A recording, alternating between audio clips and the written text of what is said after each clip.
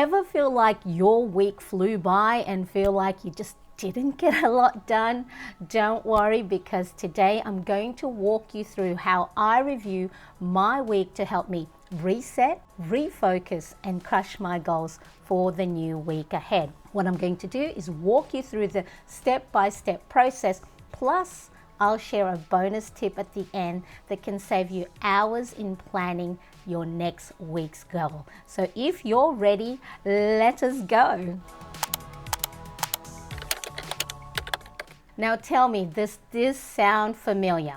You start the week with big plans, but by Friday you have more unfinished tasks than finished ones, and then you wonder, where did the time go?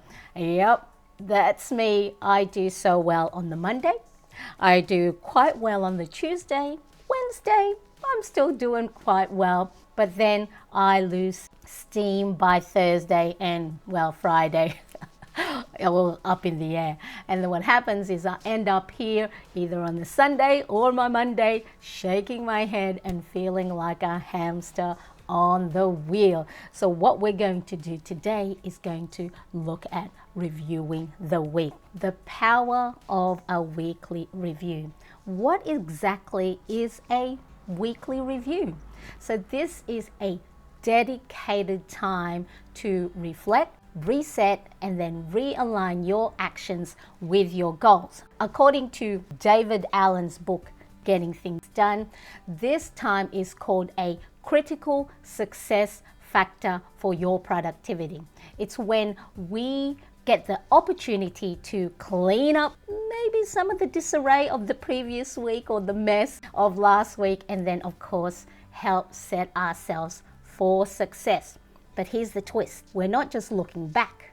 What we're going to do is we're going to assess what's working, what's maybe not working, and make adjustments, so then that way we can stay on track instead of constantly putting things off to the next day or even the next week saying, yeah, I'll do it later.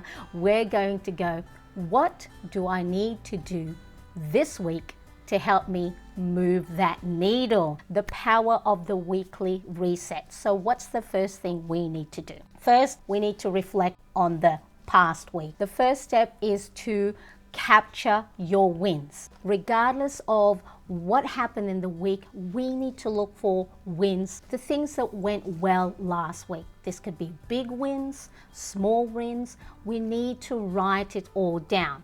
Why? Because wins fuel momentum, whether you do your planning on a weekly spread, if you plan on a daily. So have a look, you read through it and go look for the wins. Or if you have to-do lists, how many things did I tick off? The other thing is, if you're like me who note down victories, it's really important to go and note down your wins. So for me, on Wednesday the 11th, so this is a big win, we got approved for another 2 years of homeschooling for our youngest son, Zach. I want to know what your wins are from the week.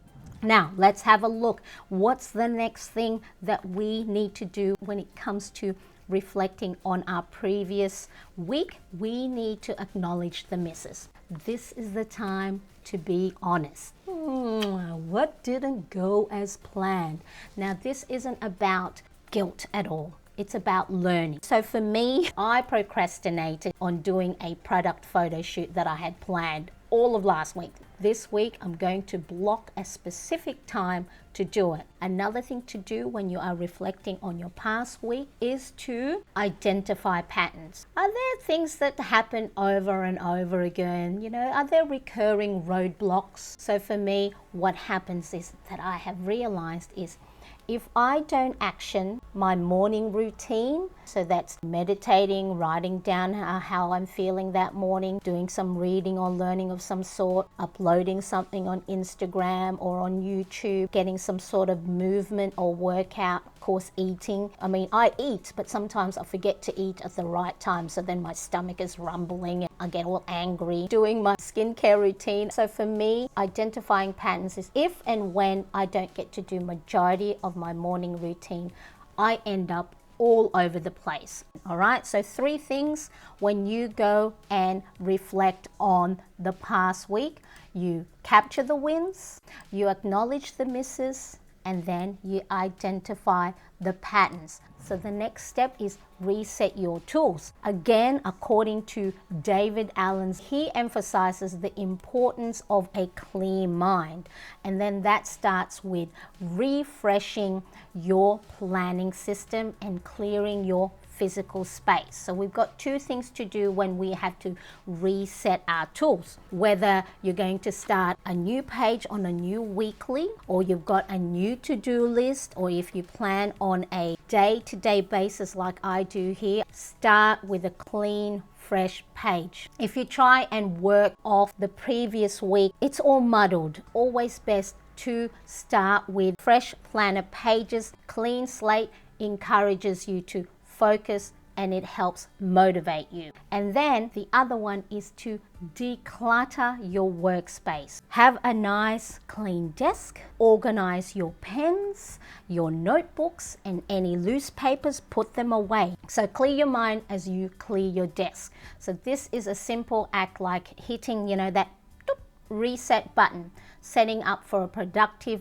planning and executing all the actionable steps that you're going to do. This approach of having a nice, clear space, clear planner pages will help bring mental clarity, and it makes an exciting week for you to tackle. If you're liking this video so far, make sure to give this video a big thumbs up. And of course, if you do have planner friends, share it with them. Question of the day: do you have a dedicated space? It doesn't have to be grand or even a full desk. If you can have your kitchen counter and have a nice little section with all your pens and markers in the corner. So in the beginning, I just bought myself a hamper, like a basket that housed my planner. I had mismatched pen boxes that housed all my pens and my markers and my highlighters. Some planners have actually purchased nappy or diaper caddy, because a lot of them have sections on the side where you can put your pens, your markers, your highlighters, your scissors, your sticker pads. Again, the question is, do you have a dedicated space to plan? Because having that space to plan and that area where you can embellish your planner is a great trigger, and that cue, bing, to say, hey, it's time for me. It's my time. It's my self-care time. So step 3, we're gonna plan the week ahead. Woohoo! Okay, this is the exciting part, planning the week ahead. So here's an important thing. Set weekly priorities. Have a look at the goals you have set for yourself. For me, I have goals that I have set for myself in 7 key areas based on Zig Ziglar's Wheel of Life.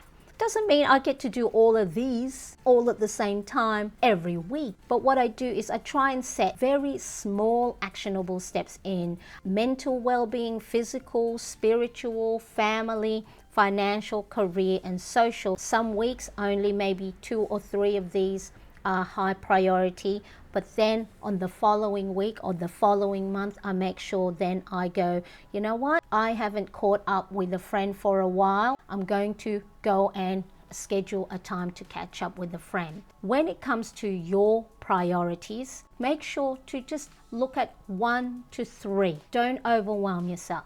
This doesn't mean that's the only thing you're going to do, but if and when you do feel anxious, you're feeling overwhelmed, if you can only go and tick off or action those 1 to 3 priorities, then your week is a win. It's important what top 1, 2, or 3 things matter most to me this week. If nothing else gets done, what is it that when I action it, I'm going to have and feel good about the week? So set 1 to 2 priorities that moves you closer to the goals that you have set for yourself. What one thing is important to me in the new week? Well, you know what? I said I was going to go outside for a walk. Okay, so for me, my priority is my well-being, and the goal is to go outside for a walk. Because I do content creation, and I'm at my desk all the time. Sometimes I go the whole week without going outside, and that is not good. I need to get outside, get fresh air, see nature, see the sky, and not through my window. For me, one of the top priority is to go for a walk at around about 3 p.m. in the afternoon. Go set your weekly priorities, 1 to 3 things. Set time for the things that matter most to me. You need to make sure you are putting yourself on top of the list. You need to time block non-negotiables. So non-negotiables, these are the things that I have promised to myself that I need to do that is important to me. So 3 p.m. Okay, so what I need to do, let's have a look. So here's my daily page. So I'm going to use my Koratake Zig Clean color dot marker. One side is a dotted sponge, the other is fine tip. So at 3 p.m. I am going to go and put get outside. If it's written down, it's more likely that you do it. So schedule it. It's important to schedule. I need to make sure that between 6 to 7 that I'm going to put my AM routine. Get to visualize the day. When you are time blocking non-negotiables, so we have breakfast, lunch, and dinner. Time blocking, what it does is it eats up the time for the things that are important. So then that way you can now start to go, you know what? I can't go and do anything at that time because I'm supposed to be eating my breakfast, my lunch, and my dinner. Things that are important to me.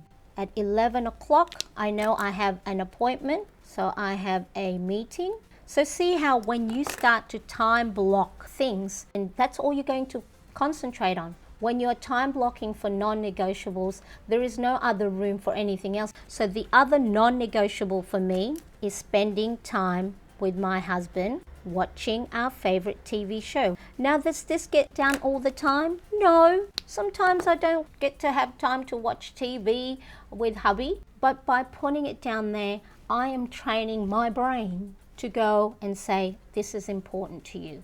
Go and do it. And then the other one is clean and unplug. This one, prep for meeting. So when you start to time block, because all you're doing is I'm assigning time in my day for these things that I need to do. If you then start to go, oh, I don't really want to do that during that time. You now start to prioritize. Is this important to me? Does this thing matter to me? Or is this something that I can maybe delegate to someone else? Or maybe move into the next week? But see how you start to time block? You're assigning tasks for those things. Time block your non-negotiables. So important. I have put non-negotiables during my day. Getting outside, doing my AM routine, eating breakfast, lunch, dinner, watching TV with my husband, taking time to unplug, taking my time off, putting my meeting, preparing for the meeting. What's the next thing when it comes to planning your week ahead? Use a habit tracker. Habit trackers are really good when it comes to aligning your goals. For example, if you're trying to improve your health, you might want to track drinking water. You might want to track the number of steps that you make. You maybe want to track meal preps. And here's a bonus tip. I love using colorful markers to mark completed habits. Because why? It makes it look pretty and it brings me joy. And the act of marking things off helps give that dopamine hit. It helps motivate me and it allows me to see my progress. Now, if you do want to use any of my planner printables, I do have my shop at marianecresp.com. I have printables for A5, Happy Planner Classic, Letter, Personal, and a few pocket size. Here's a bonus tip that will help you plan your week. Mindset reset for a fresh start. Spend 5 to 10 minutes writing down 2 simple prompts. What am I grateful for? Look for the things that you are thankful for. And then the other thing is, what do I want to feel this week? So 2 things that will help you plan a more successful week is by taking time to reset your mind. Focus on the good things. Focus on things you're grateful for and focus on how you want to feel this week. This is going to help keep you grounded and focus on what really matters to you.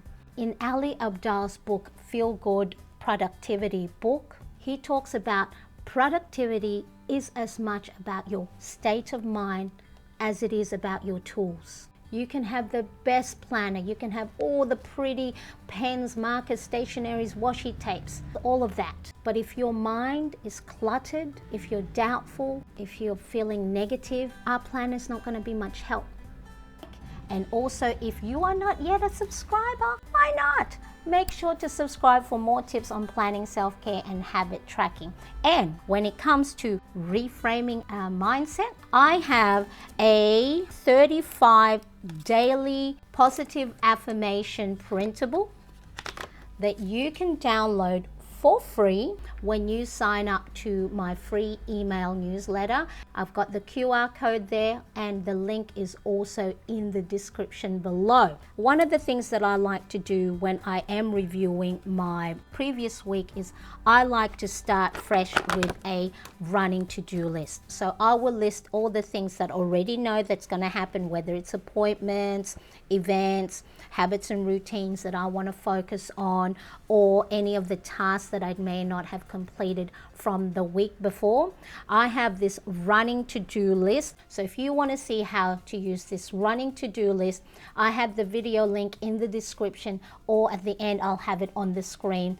This will help reduce the overwhelm if your list at the moment is a lot and you're feeling like, where do I start? What's one thing you're prioritizing this week? I want to cheer you on. So let's make this week a productive one with purpose. So let me know in the comments section what is one of your priorities this week. So pop that in the comments section, or you can join my Plannerettes community and pop it there. Thank you so much for watching today. I do appreciate you, and I will see you in the next video. Bye everybody.